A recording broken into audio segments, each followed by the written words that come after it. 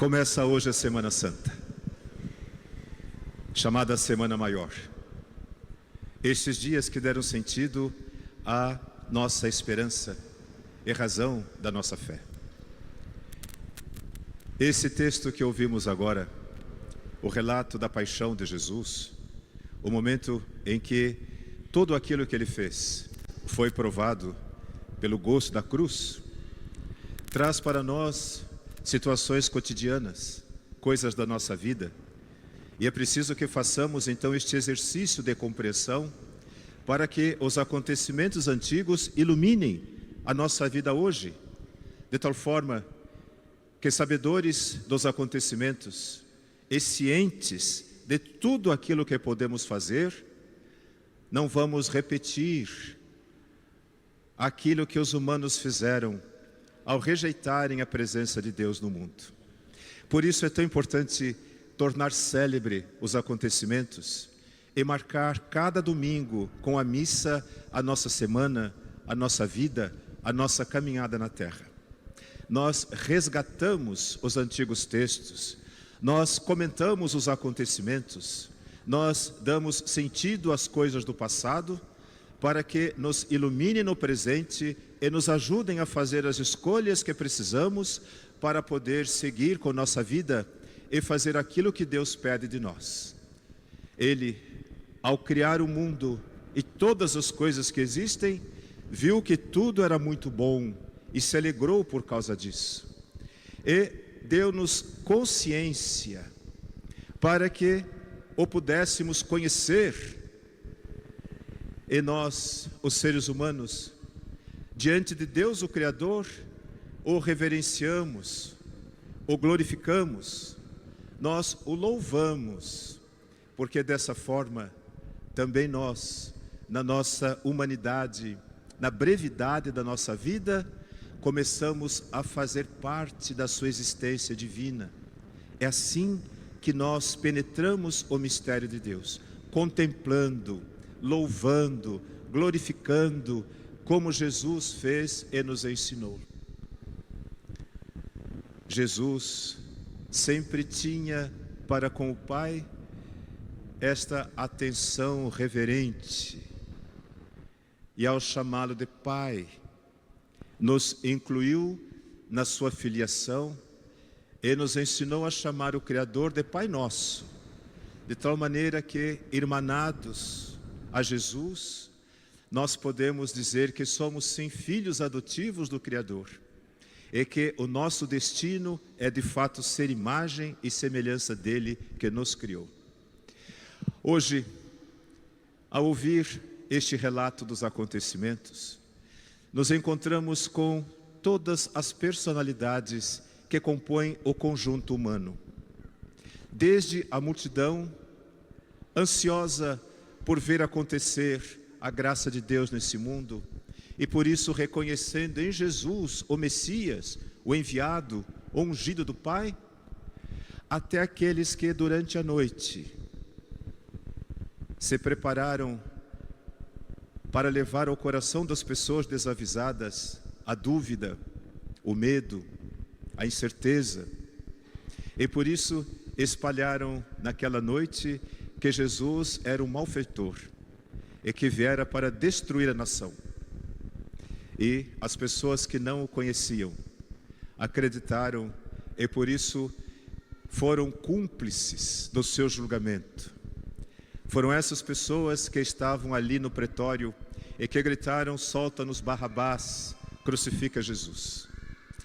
Também nós, enquanto povo, muitas vezes perdemos a nossa identidade e nos misturamos à multidão e assim perdemos a nossa consciência e a nossa capacidade de julgar, de discernir. E fazemos coro, muitas vezes, a vozes ensandecidas, vozes que por ameaça, por medo, tornam-se elas mesmas agressoras, destruidoras da vida. Quantas vezes na história inocentes foram assim perseguidos, mortos por conta de calúnia, por conta daquilo que chamamos hoje de fake news. A nossa internet tornou-se um campo fértil para muitas pessoas que, desocupadas, desinteressadas da vida verdadeira, delimitam o seu tempo a procurar e disseminar mentiras e assim arruinar vidas, carreiras de outras pessoas. E às vezes essas pessoas que agem assim estão sentadas, escondidas no escuro de suas casas, no conforto de suas poltronas, e se sentem autoridade para julgar e condenar os outros. É curioso, porque nem sequer a voz da multidão que aclamou Jesus naquela manhã foi suficiente para abafar o grito daquelas pessoas que exigiam a sua morte.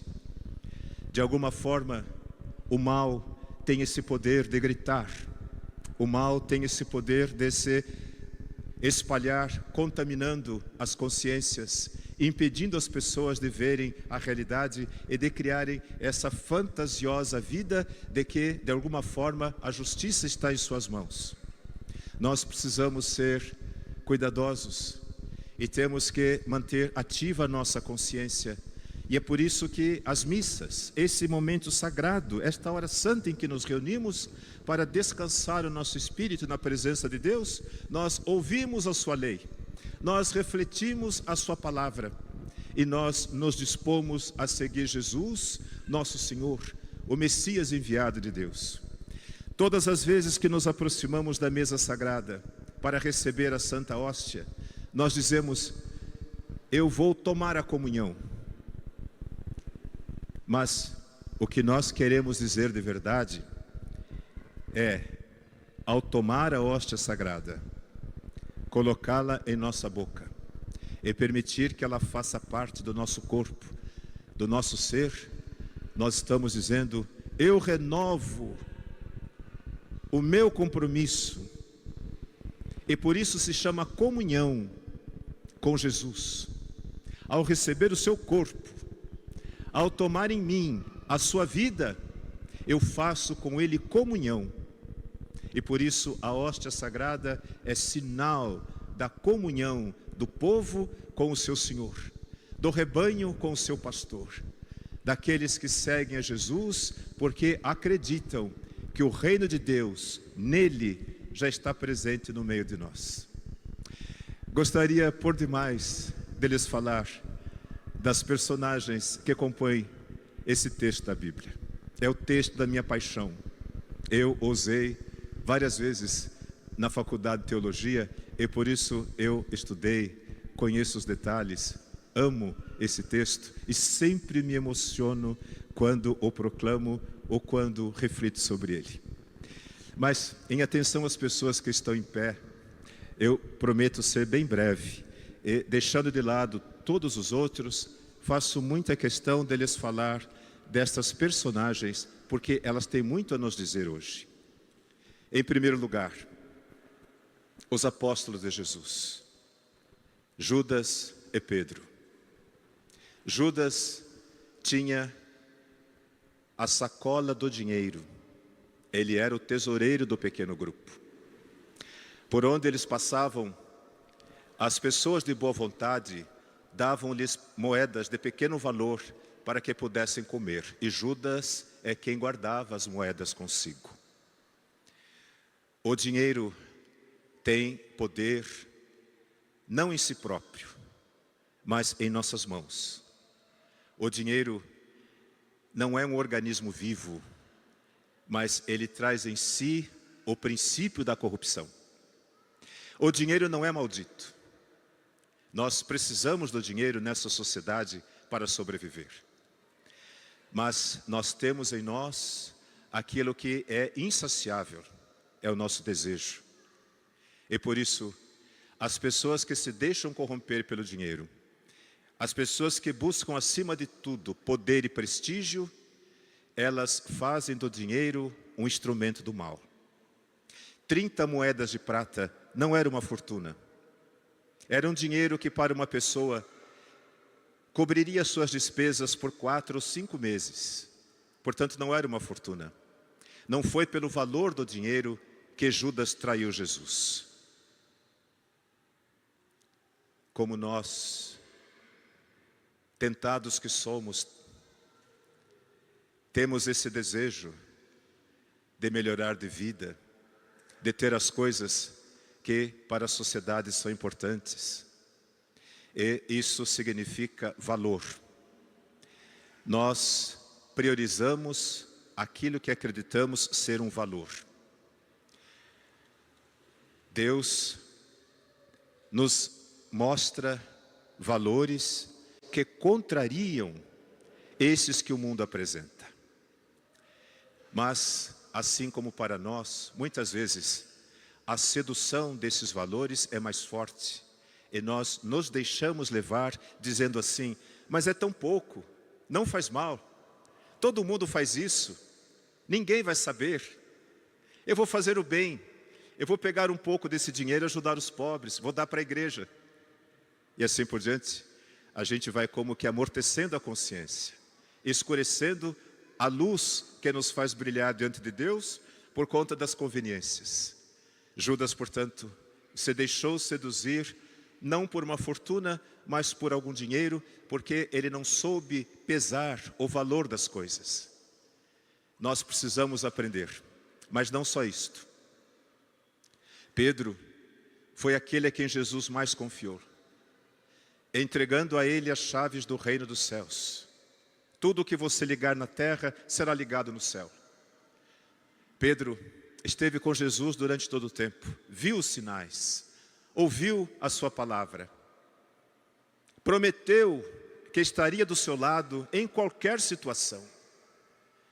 Mas quando chegou a hora, a provação, quando chegou a dor, quando ele foi tentado pelo medo de sofrer, ele se esqueceu de suas promessas.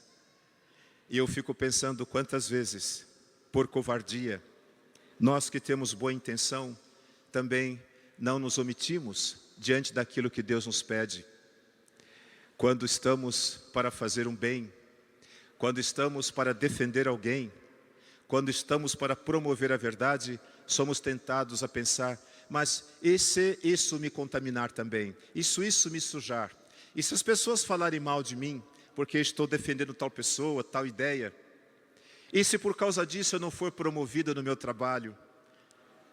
E se por causa disso as pessoas deixarem de gostar de mim? Então, assim como Pedro, também nós somos tentados muitas vezes, pelas conveniências, a abrir mão dos nossos princípios, daquilo que acreditamos, daquilo que sabemos ser verdadeiro, por conta daquilo que o mundo espera de nós. E assim como Judas, Pedro talvez vá dizer, eu não tive escolha. Mas não é verdade. Sempre haverá poder de escolher. Cada um de nós é responsável pelo seu próprio destino. Cada um de nós é capaz de fazer e refazer a sua própria vida. Cada um de nós terá que escolher o seu caminho nesse mundo, porque nós somos livres. Deus confiou em nós e continua confiando. Quando o galo canta e Jesus, no meio da multidão enfurecida, encontra os olhos de Pedro, ele o fita, ele olha para ele. E quantas vezes eu tenho dito a vocês, o olhar de quem cuida, o olhar de quem ama, o olhar de quem quer o bem do outro. Todos nós precisamos ser olhados por alguém que nos ame, alguém que nos aceite do jeito que nós somos, com as nossas fragilidades, com os nossos medos. O olhar de Jesus para Pedro não foi de reprovação, não foi de condenação. Jesus olhou para Pedro como a dizer, eu compreendo. E é por isso que Pedro, ao se ver nos olhos misericordiosos de Jesus, chora, arrependido. Judas não foi capaz de acreditar. Arrependeu-se amargamente. porque conhecia Jesus. Depois do pecado feito, vem o arrependimento, a culpa. E nós podemos, como já lhes disse, decidir sobre o nosso destino. Pedro aceitou voltar, acreditou no perdão de Deus, e Deus não tirou dele a promessa que ele fizera. O primeiro, aquele que receberá as chaves do reino dos céus. Deus é fiel. Ele não pauta suas atitudes por conta do nosso jeito de ser, das nossas infidelidades, das nossas traições, da nossa covardia. Deus é fiel e manteve a sua promessa a Pedro. Judas não acreditou que Deus o pudesse perdoar. Não acreditou que Deus pudesse refazer a sua vida. Quantos de nós também não se sentem assim? Quantos de nós carregam culpas, medos, fracassos e não são capazes de dar a si mesmo a chance de recomeçar? Acreditar em Deus significa ter força, ter poder de mudar as coisas, de ressignificar a própria vida. Duas outras personagens, e aqui eu preciso falar delas porque são paradigmáticas. Aqueles dois que foram crucificados ao lado de Jesus. Malfeitores, ladrões, bandidos, como esses que nós conhecemos e que nos assaltam nas ruas. São capazes de dar um tiro na nossa cara por causa de um anel, por causa de um telefone celular. Bandidos, malfeitores ao lado de Jesus. Duas atitudes, duas decisões, dois destinos. Um deles zomba de Jesus. Você não é o tal? Então sai daqui e nos tira também desse suplício. O outro, olhando para Jesus, tomando consciência de si mesmo, e aqui eu volto à necessidade de mantermos ativa em nós esta graça que Deus nos deu, a nossa liberdade de escolha, vai dizer, não faça isso, nós merecemos o que estamos passando, mas ele não fez nada de mal. Esse volta para Jesus, como nós, quando vimos nos confessar, é a Jesus que nós estamos olhando, é para Ele que nós estamos nos dirigindo, é com Ele que estamos falando. Jesus, lembra de mim quando começares a reinar. E a palavra de Jesus para Ele e para cada um de nós é a mesma. Não fica espezinhando o nosso passado, revirando no lixo da nossa história. O seu olhar não é de acusador. Ainda hoje, você estará comigo no paraíso. Não é porque você é melhor que o outro, mas é porque você escolheu, é a sua liberdade. Você fez uso dela. Nós não sabemos o nome do outro, mas deste nós sabemos o nome. O bom ladrão, como ele se chama? Dimas. Nunca esqueceremos, porque ele nos ajuda a entender o poder que nós temos de mudar o nosso destino, de fazer acontecer a vida. E finalmente, agora sim, este homem chamado José, da cidade de Arimateia, homem rico, proprietário de terras, da nobreza, ele tinha um assento no Sinédrio, o conselho que condenou Jesus à morte. Só que José de Arimateia, diz a Escritura, foi contra o julgamento. Não foram tomadas as medidas legais. O processo aconteceu de forma absolutamente irregular. E José de Arimateia se recusou a dar o seu voto para que Jesus fosse morto. Por quê?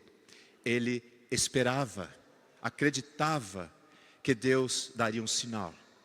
Diz a Escritura que aquele homem, José de Arimateia, esperava o reino de Deus. E por isso reconheceu em Jesus o sinal. Ele foi pedir a Pilatos o corpo de Jesus. Somente alguém muito importante se atreveria a fazer isso. Alguém que estivesse acima da lei. Ele foi concedido.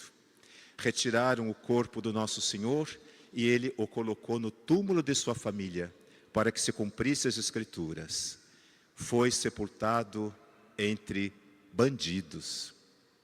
Quem são os bandidos, os malfeitores que o profeta Isaías, centenas de anos antes, prevê o lugar onde Jesus seria enterrado? O campo onde os ricos enterravam seus mortos. Aqueles que oprimiam o povo, aqueles que tiranizavam as pessoas, aqueles que tinham escravos, ali eram enterrados. E Jesus foi enterrado no meio deles. O que isso nos diz? Para Deus tudo é possível. E Ele espera a conversão de todos nós e de cada um de nós. Não importa o que a pessoa recebeu de bens nessa vida. Não importa o que ela fez.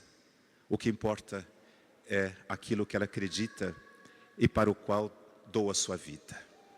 José de Arimateia viu em Jesus o sinal do reino de Deus e o levou para o campo onde ricos malfeitores estavam enterrados, para nos dizer: Deus sempre será uma esperança, mesmo para aqueles que fizeram mal, haverá uma possibilidade de salvação, porque o nome de Jesus é Salvador.